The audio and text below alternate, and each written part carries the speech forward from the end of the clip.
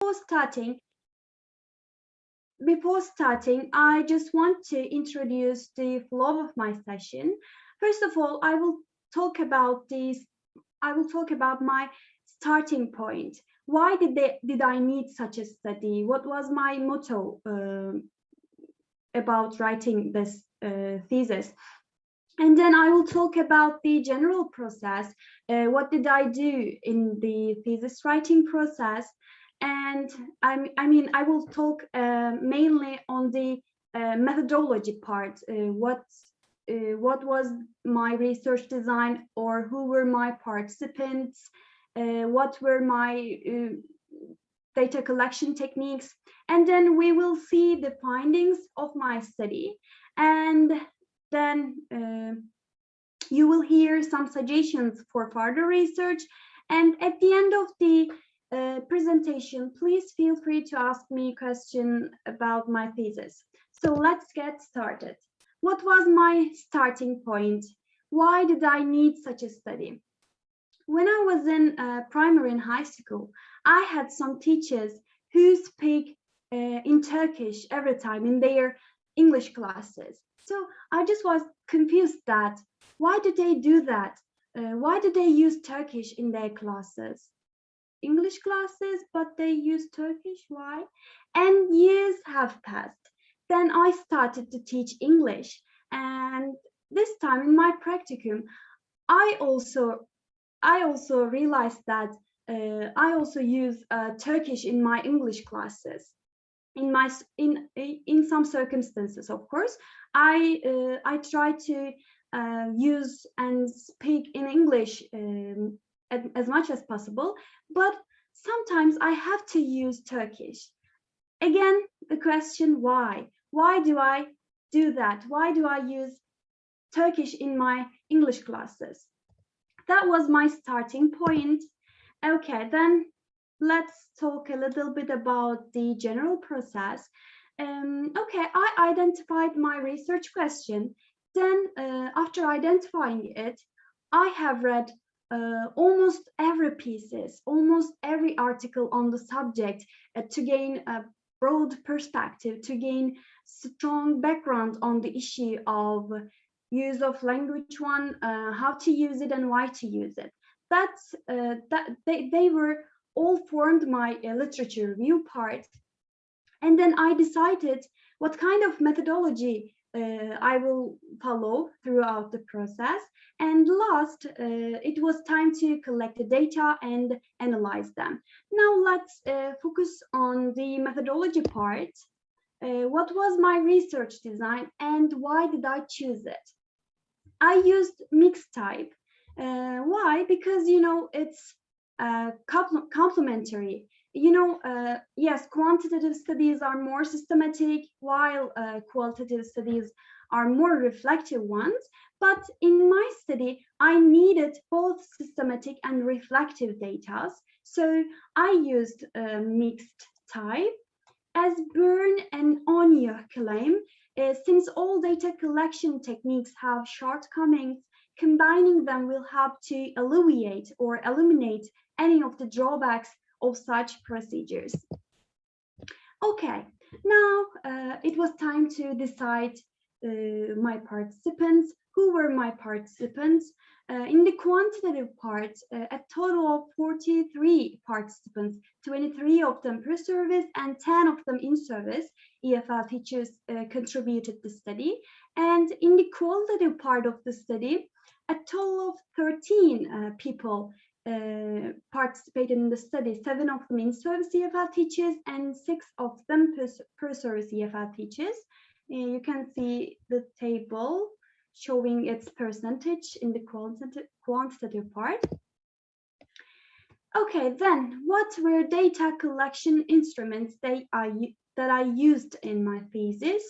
In the quantitative part of the study, I used an online questionnaire including 22 items, and these items include some statements about possible reasons for using language 1 in language 2 instructions.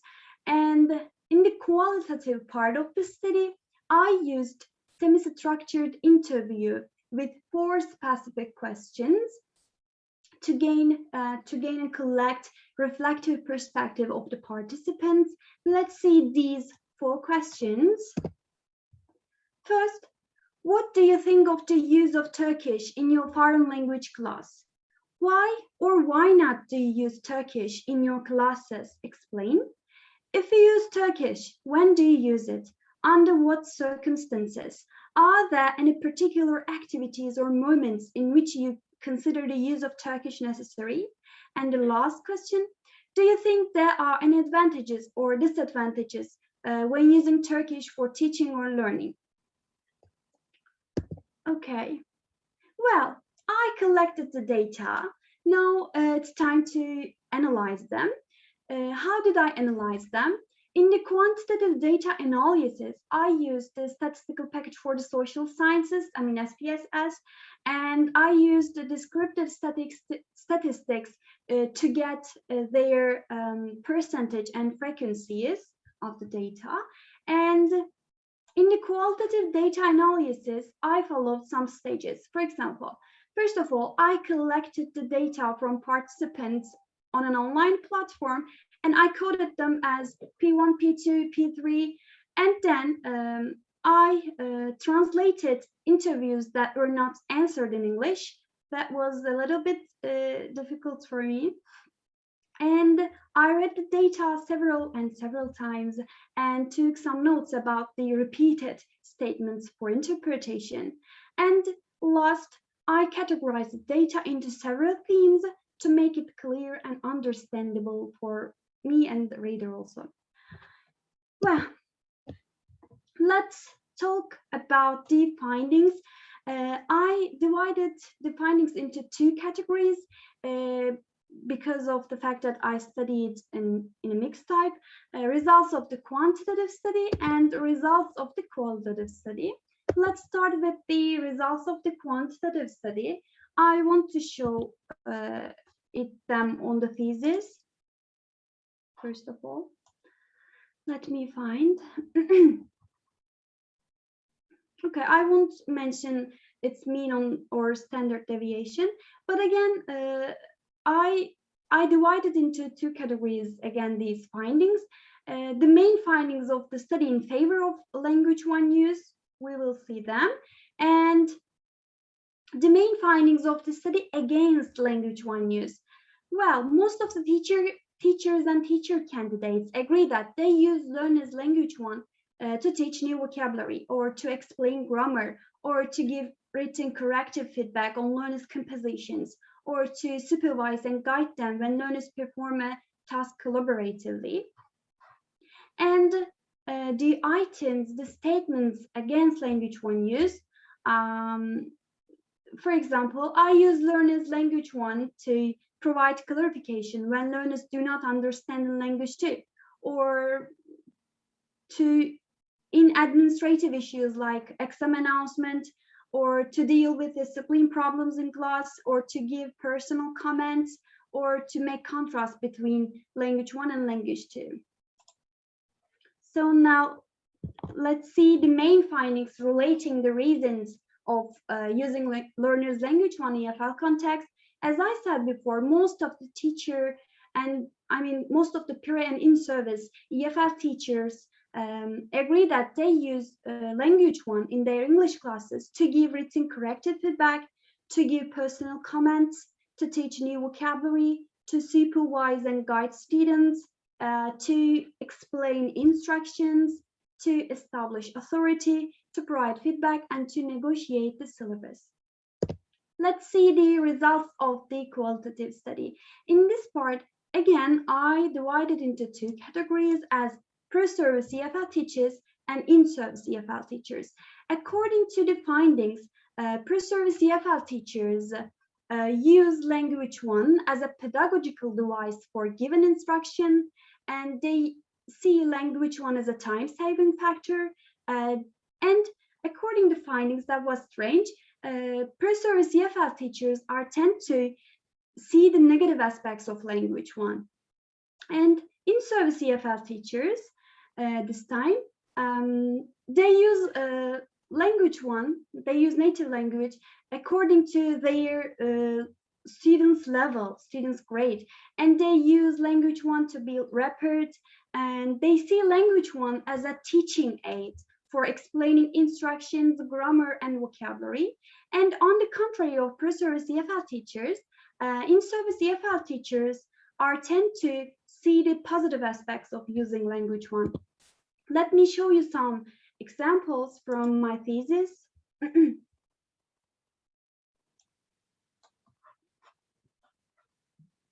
Okay, let's start with pre-service EFL teachers. As I said before, they see language one as a pedagogical device for giving instruction. For example, P1 said that I use Turkish only when learners do not understand the instructions and there is no other way to make them understand rather than using Turkish. Or let's see P2, I rarely use Turkish in my classes when there's a chaos and the student really need to hear the meaning, because sometimes the activity doesn't go on and they really want to hear it. Or P5, maybe it can be used to give clear instructions if the students didn't understand what to do in activities, etc. And they also use language one as a time-saving factor. For example, P2 said that time is an important factor to choose which language we need to use in that time. If I do not have enough time, I may switch my language to save time. Or, as I said, pre-service EFL teachers tend to see the negative aspects of language one. For example, P1 again said, I do not think using mother tongue an advantages. However, as a disadvantage, I can say that using mother tongue makes learners lazy. Why would they try to find the meaning if the teacher translate it? Okay, let's see the in-service EFL teachers' reasons this time. They use it according to level of students. For example, let's look at P4. Some words may be abstract for young students or may be not illustrated and demonstrated. In these situations, I use English to define the target word. And they use native language to build rapport. For example, let's look at P13. She said, I generally use it to establish rapport with my students, and I think it's really necessary to use it if we want to build a healthy and mutual relation with our students. And last ones, they see language one as a teaching aid for explaining instructions, grammar, and vocabulary.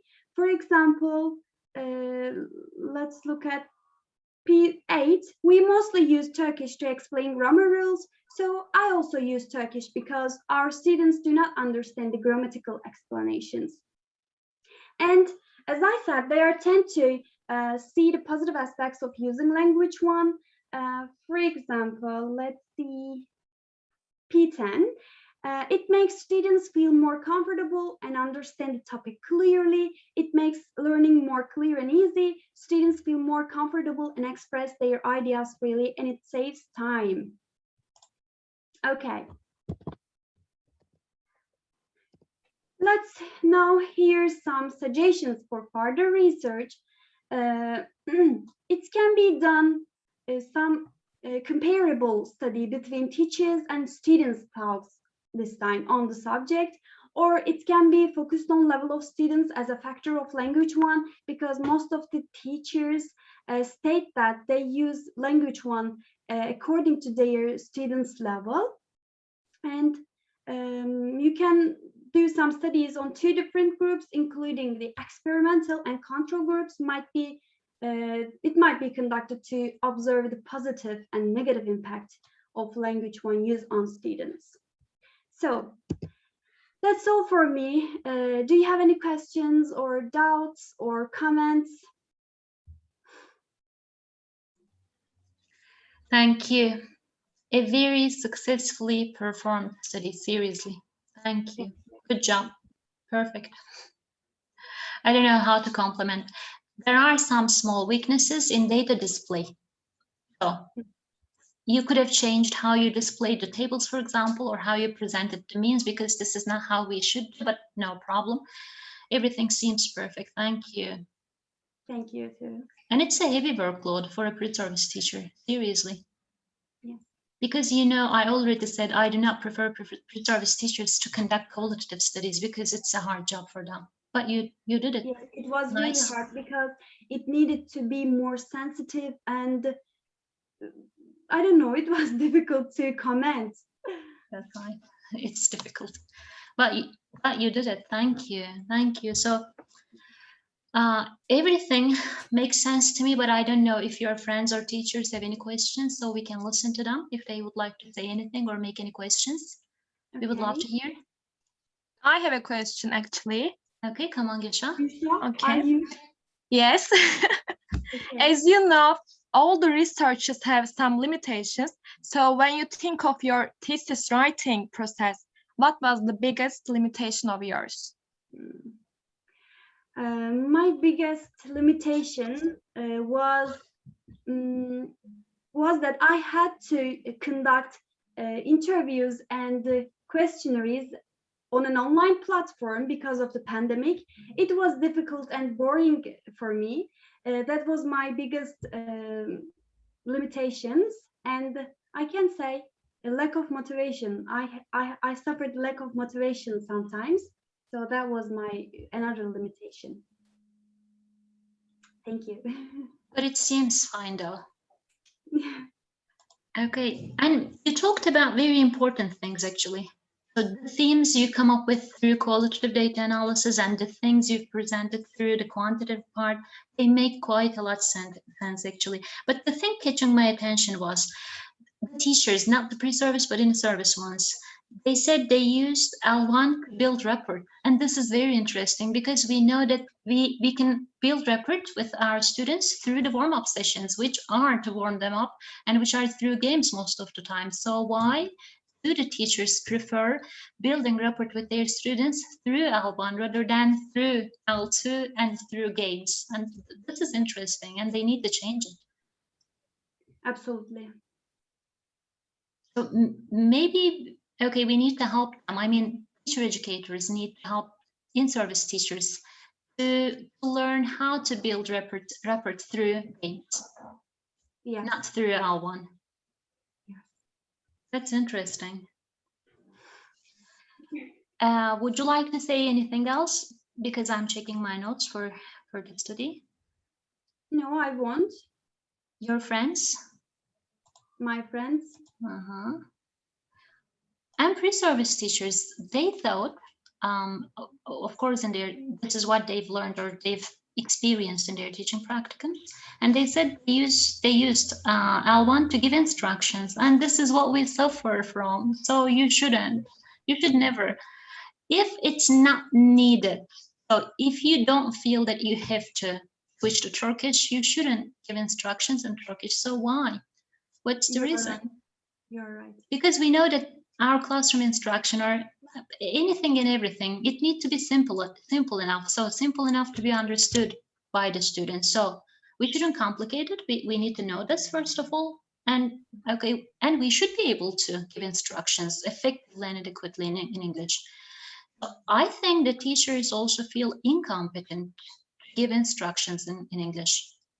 Unfortunately. This might be another reason working in the background to make them or to urge them to switch to Turkish as they give instructions. It's interesting. So we need to ask them why. Okay, so would you like anything else, everyone? So using L1 to explain vocabulary, grammar, these are very frequent. So this is what the literature tells us, and okay, they make sense. But building rapport for in-service teachers and giving instructions for pre-service teachers are very interesting for me. We need to work on more. And time saving, some found it time saving. Yes. So giving instructions, or I mean, it doesn't have to be instructions, but maybe the whole teaching instruction. So let's say whatever you do in the classroom. So it's taking more time if you do it in English. This is also interesting. So there seems to be such kind of perception in the background again. The teachers, they seem to perceive using English as time consuming. So if they use L1, it would be more time saving. But we put the same amount of time and utterance when we explain the same thing, either in Turkish or in English. So why should it take more time? Maybe they are not fluent enough in English, so struggling to express their ideas, and it's Yeah. taking more time. Yeah. Okay, interesting. But a very good study, thank you. thank you too. Really liked it. Okay, good job. So Okay. If there are no questions or no comments, we might stop. Okay, I guess it's over. Thank you. Kader, thank you very much.